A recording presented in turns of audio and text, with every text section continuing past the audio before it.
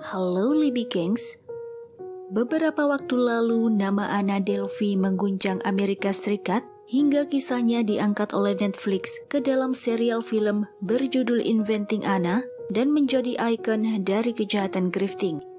Selama bertahun-tahun, wanita asal Rusia ini dikenal sebagai Anna Delvey yang sebenarnya memiliki nama asli Anna Sorokin.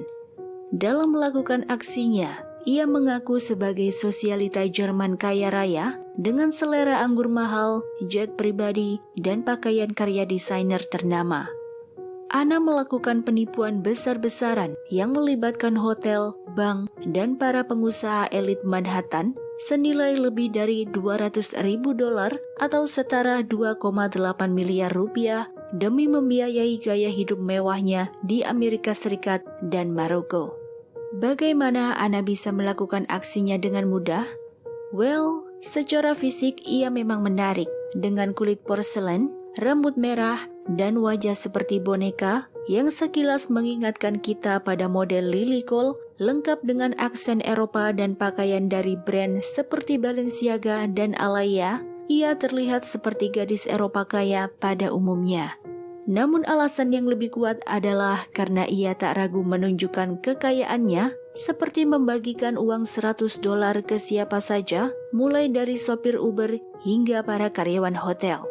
Lalu, apa yang akan terjadi selanjutnya? Apakah Anna berhasil melarikan diri? Inilah kronologi cerita Anna Delvey versi LibriVox.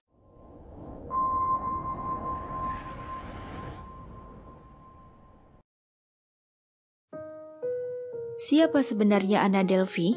Kita mulai dari latar belakang kehidupannya. Anna Delvey memiliki nama asli Anna Sorokin yang lahir pada tanggal 23 Januari 1991 di Domodedovo, sebuah kota kecil kelas pekerja di selatan Moskow, Rusia. Ayahnya bekerja sebagai sopir truk, sementara ibunya adalah ibu rumah tangga yang memiliki tos serba kecil. Pada tahun 2007, ketika Anna berusia 16 tahun, keluarganya pindah ke Rhine-Westphalia Utara, Jerman. Di sana, ayahnya menjadi eksekutif sebuah perusahaan transportasi hingga perusahaan itu bangkrut pada tahun 2013. Kemudian, ayahnya membuka bisnis dengan spesialisasi penggunaan energi yang efisien. Anna bersekolah di sebuah sekolah SMA tata bahasa Katolik di Elsweiler. Teman-teman sekolahnya mengatakan Anna adalah gadis pendiam, baik, tapi seringkali menyinggung banyak orang dan sulit berbahasa Jerman. Selama masa remajanya, Anna mulai mengembangkan minat pada dunia fashion dan dengan cepat terobsesi untuk mengikuti majalah Fashion Vogue, blog fashion, akun gambar di Live Journal, dan Flickr. Setelah lulus SMA pada Juni 2011, Anna pindah ke London untuk bersekolah di Sekolah Seni Sentral Saint Martins. Tapi tak lama kemudian, ia memutuskan keluar dan kembali ke Jerman. Nah, pada tahun 2012, Anna magang di sebuah perusahaan hubungan masyarakat di Berlin yang kemudian pindah lagi ke Paris, di mana ia memperoleh penghasilan €400 per bulan melalui magang untuk majalah fashion terkenal di Prancis bernama Purple yang dikomandoi oleh Olivier Zem. Di masa magang inilah, Anna mengenal banyak figur terkenal dalam dunia fashion, lifestyle, dan seni di Eropa lewat berbagai pesta dan event yang ia hadiri. Meski Anna jarang menghubungi orang tuanya, merekalah yang membayar setiap uang sewa tempat tinggal Anna. Pada saat inilah, Anna Sorokin mulai menggunakan nama Anna Delvey yang ia nyatakan berasal dari nama gadis ibunya. Tapi nyatanya, nama Delvey hanyalah nama karangan yang sengaja diciptakan Anna yang kelak akan mendongkrak popularitasnya. Pada pertengahan 2013, Anna pergi ke New York, Amerika Serikat untuk menghadiri New York Fashion Week. Merasa lebih mudah berteman di New York daripada Paris, ia memutuskan untuk tetap tinggal dan pindah ke kantor Purple di New York dalam waktu yang singkat. Setelah keluar dari Purple, Anna muncul dengan ide baru untuk mendirikan klub anggota pribadi dan yayasan seni bernama Anna Delvey Foundation. Ia mulai mencari dana dari para anggota kaya di kancah sosial kota, namun rencananya gagal. Proposalnya termasuk menyewakan seluruh rumah misi gereja yang terdiri dari 6 lantai seluas 45.000 meter persegi dan dimiliki oleh Abby Rosen bernama RFR Holdings. Gedung ini akan digunakan sebagai tempat acara serbaguna dan studio seni, di mana Anna akan merencanakan pusat seni visual dengan toko pop-up yang dikuratori oleh salah satu seniman kenalannya dari magang bernama Daniel Arsham dan pameran oleh Urs Fischer, Damien Hirst, Jeff Koons, dan Tracy Emin. Anna juga menerima bantuan perencanaan dari putra arsitek Santiago Calatrava dan membahas penjualan minuman di tempat itu dengan Roy Rogers. Kemudian pada Mei 2014 di Montauk, New York, Anna bertemu seorang DJ di sebuah pesta yang dikenal sebagai DJ LD. Anna mengaku dirinya sebagai pewaris kaya dan membual tentang pakaian yang ia kenakan. Tanpa rasa malu, ia juga meminta tempat untuk tidur kepada para pengunjung pesta. Saat mereka menolak, Anna terpaksa menghabiskan malam dengan tidur di mobil. Ketika DJL diundang Anna ke pestanya di The Standard Highline, ia mengamati bahwa kebanyakan para tamu yang diundang bahkan tidak mengenal Anna. Semua orang hanya duduk dan menatap ponsel mereka masing-masing. Lebih lanjut, DJL mengatakan bahwa di Instagram, Anna membual bahwa ia akan menyewa apartemen atap dengan 6 kamar tidur senilai $12.000 per bulan. Selain itu, Anna mengandalkan DJL dan kenalan lainnya untuk membayar pengeluarannya yang pastinya disertai dengan berbagai alasan palsu seperti ia lupa dompetnya, ada kejadian darurat, hingga kartu kreditnya tidak berfungsi sambil meneteskan air mata buaya. Tetap saja tak ada yang mempercayainya dan cara liciknya tak berhasil. Nah, pada tahun 2015, Anna bertemu seorang kolektor seni muda yang super kaya dari Cina dan mahasiswa Universitas Pennsylvania bernama Michael Sufu Huang di sebuah pesta makan malam. Mengetahui Huang berencana menghadiri Venice Biennale, Anna bertanya apakah ia bisa menemaninya. Huang yang tak menaruh rasa curiga pada Anna menyetujuinya dan memesan penerbangan lengkap dengan kamar hotel untuk Anna dengan janji ia akan mengganti biayanya senilai $2.000 hingga $3.000. Setelah kembali ke New York, Huang awalnya mengira Anna hanya linglung sehingga ia melupakan tagihan yang harus ia bayar. Pada Januari 2016, barulah ketika Anna mengundangnya datang ke pesta ulang tahun di salah satu restoran favoritnya, Sadel's di Soho, kecurigaan Huang terbukti ketika staf restoran tersebut melihat foto-foto dirinya bersama Anna di Instagram dan mengiriminya pesan untuk meminta kontak Anna, juga memberitahu bahwa Anna belum membayar tagihan untuk pesta tersebut. Huang juga memperhatikan kejanggalan tingkah Anna, seperti ia selalu membayar dengan uang tunai dan tinggal di hotel bukannya apartemen. Tagihan Anna pada Huang berhasil dilunasi dari akun Venmo dengan nama tak dikenal. Tak ingin terlibat lebih jauh dengan Anna, Huang memutuskan untuk memblokir akses Anna kepadanya di media sosial dan mengakhiri persahabatan mereka.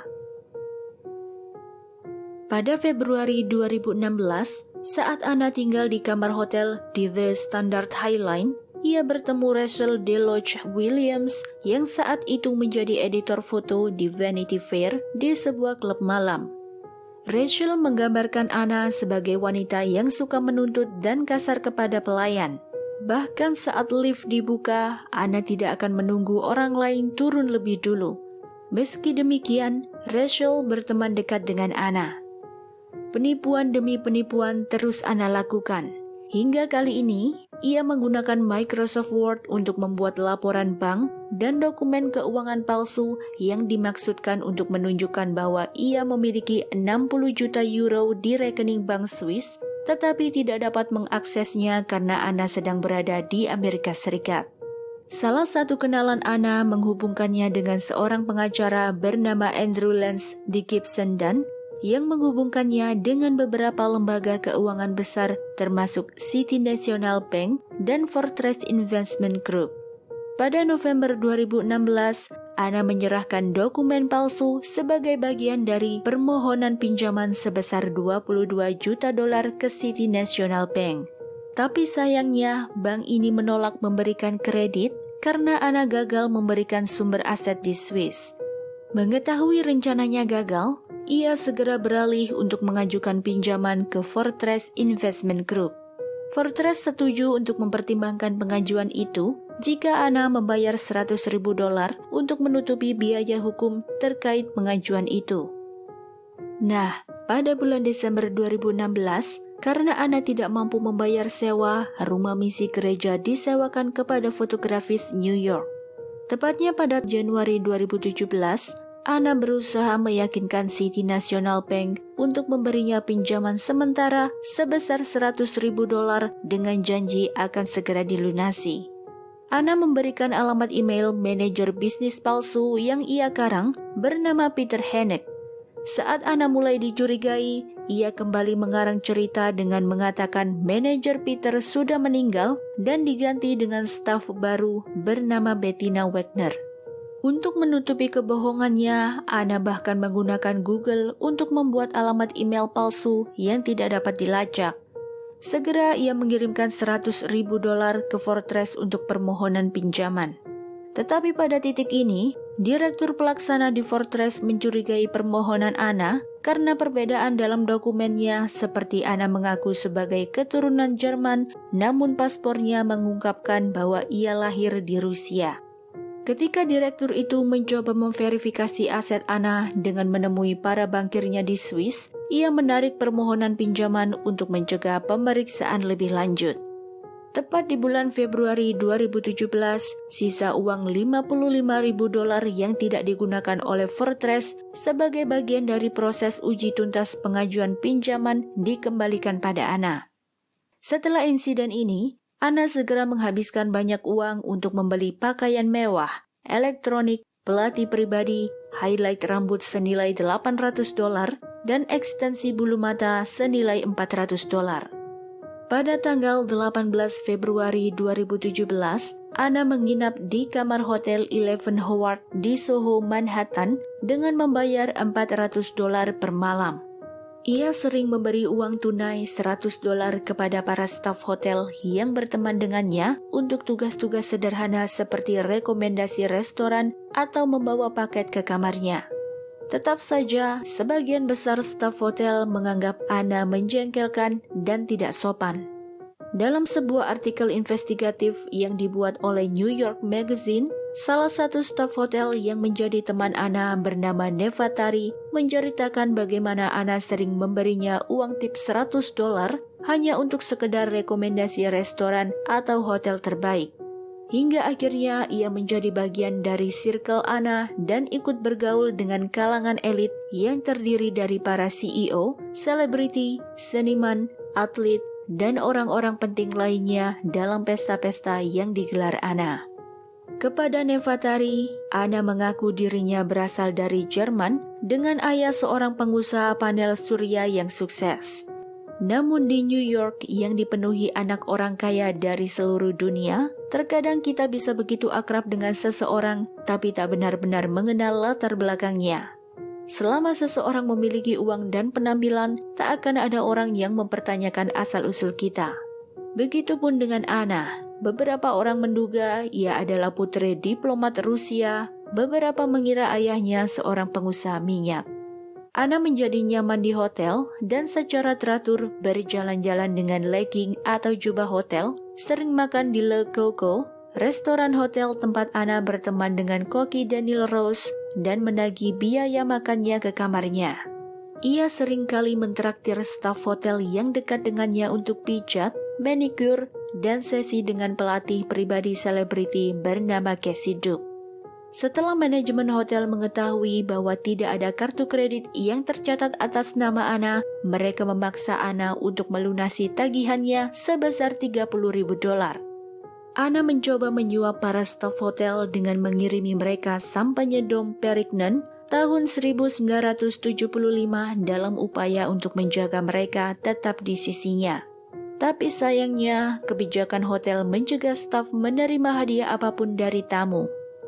Pada Maret 2017, 1 bulan setelah menghabiskan seluruh uangnya, Anna tak memiliki uang sepeser pun. Pada titik ini, Anna kembali menggunakan trik yang sama untuk menipu salah satu temannya dengan cara mencoba mengajaknya makan atau minum di luar. Saat tiba waktunya untuk membayar tagihan, ia akan berpura-pura lupa kartu kreditnya atau kartu kreditnya tidak berfungsi. Saat ini, Anna sangat aktif di kancah sosial New York, salah satunya dengan menghadiri pesta makan malam di mana ia bertemu Macaulay Culkin dan Martin Shkreli. Pada bulan April 2017, Anna menyetorkan cek palsu senilai $160.000 ke rekening Citibank di mana ia berhasil mendapat kembali $70.000. Ia segera mentransfer $30.000 ke Eleven Howard untuk membayar tagihan hutangnya. Lalu pada Mei 2017, dengan mengirim konfirmasi transfer palsu dari Deutsche Bank dengan biaya $35.390, Anna memesan penerbangan dengan jet bisnis sewaan pulang pergi melalui Blade ke Omaha, Nebraska untuk menghadiri pertemuan tahunan Berkshire Hathaway dengan tujuan dapat bertemu Warren Buffett. Anna diduga bertemu CEO Blade Robert Swisendal meski Blade menyangkal mengenal Anna. Pada Agustus 2017, Blade melaporkan Anna ke polisi setelah Anna berulang kali gagal membayar hutangnya. Anna menyatakan bahwa selama perjalanan, ia menyelinap ke pesta pribadi Henry Durley, tempat ia berbaur dengan Bill Gates. Saat ia masih di Omaha, kode masuk kamar hotelnya diubah dan barang-barangnya disimpan di gudang. Sebagai pembalasan, menggunakan taktik yang ia pelajari dari Martin Shkreli, ia membeli nama domain yang sesuai dengan nama manajer hotel dan mengirim email kepada mereka untuk meminta uang tebusan masing-masing $1 juta. Setelah 3 bulan tinggal di Eleven Howard, Anna memindahkan barang-barangnya ke The Mercer Hotel dengan bantuan temannya Rachel. Anna juga menginap selama 2 malam di The Bowery Hotel dengan mengirimkan tanda terima transfer palsu dari Deutsche Bank ke hotel. Nah, pada Mei 2017, Anna mengundang Rachel, Casey Duke, dan videografernya untuk mengajak mereka melakukan perjalanan ke Maroko dengan janji semua biaya ditanggung oleh Anna. Kabarnya, Anna pergi ke Maroko karena ia perlu menyetel ulang Electronic System for Travel Authorization atau ESTA. Terinspirasi oleh Khloe Kardashian, Anna memesan riad senilai $7.000 per malam dengan 3 kamar tidur, kolam renang pribadi, dan pelayan khusus di hotel mewah bintang 5 di Marrakesh bernama La Momounia dengan rencana untuk membuat film dokumenter di belakang layar penciptaan yayasannya Anna Delvey Foundation. Setelah beberapa hari, staf mengatakan bahwa mereka tidak dapat menagih kartu kredit Anna dan meminta alternatif pembayaran lainnya. Seperti biasa, Anna menggunakan trik yang sama dengan memberi berbagai macam alasan, menyalahkan orang karena salah mengetik angka atau sistem mereka yang gagal. Kurangnya kartu kredit pada file menyebabkan anggota staf hotel dipecat. Anna meyakinkan Rachel untuk membayar tagihan sebesar $62.000 yang setara dengan gaji bersih Rachel selama 1 tahun dengan janji mengembalikannya melalui transfer. Masih tak menaruh rasa curiga dengan penipuan Anna, Rachel juga telah membayar penerbangan ke Maroko, barang-barang yang dibeli Anna, dan tur pribadi Taman Majorelle menggunakan kartu kredit Rachel dengan janji akan diganti oleh Anna. Saat hutangnya ditagih, Anna memberikan janji berulang kali dengan berbagai macam alasan dan ia hanya membayar Rachel sebesar $5.000. Rachel bahkan tidak dapat membayar uang sewa karena ia hanya memiliki $410 di rekening gironya pada saat itu dan harus meminjam uang pada temannya. American Express juga menghapus sekitar $52.000 dari tagihan kartu kreditnya. Setelah Rachel menghubungi kenalan lain yang juga meminjamkan uang tapi tidak dilunasi Anna, dan yang semuanya telah mendengar berbagai macam cerita berbeda tentang dugaan kekayaan orang tua Anna, Rachel menyadari bahwa ia telah ditipu mentah-mentah oleh Anna. Di Maroko, Anna menginap di Kasbah Tamadot, sebuah hotel mewah Virgin Limited Edition, dan di Four Seasons Hotels and Resorts di Casablanca, di mana ia meminta Duke yang telah kembali ke New York karena alergi makanan untuk membayar kamar. Saat Duke menawarkan untuk membayar penerbangan kembali ke New York untuk Anna meminta perjalanan kelas 1. Selain itu, ia juga minum anggur berkualitas dan sampanye termahal lengkap dengan naik helikopter ke bandara di Casablanca. Kembali ke New York pada bulan Mei, Anna pindah ke Big Man Hotel. 20 hari kemudian, tepatnya pada bulan Juni 2017, setelah mengumpulkan tagihan sebesar $11.518 dan gagal membayar meski telah berjanji berulang kali, Anna diusir. Ia mencoba penipuan yang sama di W New York Downtown Hotel and Residences. Setelah gagal membayar tagihannya sebesar $503,76, ia diusir setelah 2 hari dan didakwa dengan pencurian layanan. Tepatnya pada tanggal 5 Juli 2017, Anna menjadi tunawisma. Ia menyeladuk di tengah kencan, menangis, dan menekannya untuk menyediakan penginapan.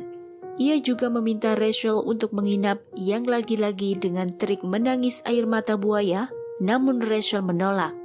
Sempat menumpang tidur di beberapa kenalannya di New York, reputasi Anna terkuak lebar saat sebuah insiden di restoran Le Parker Meridian, di mana ia mencoba lari dari restoran tanpa membayar biaya makan siang sebesar $200 atau setara 3 juta rupiah, menjadi headline di New York Post pada saat itu.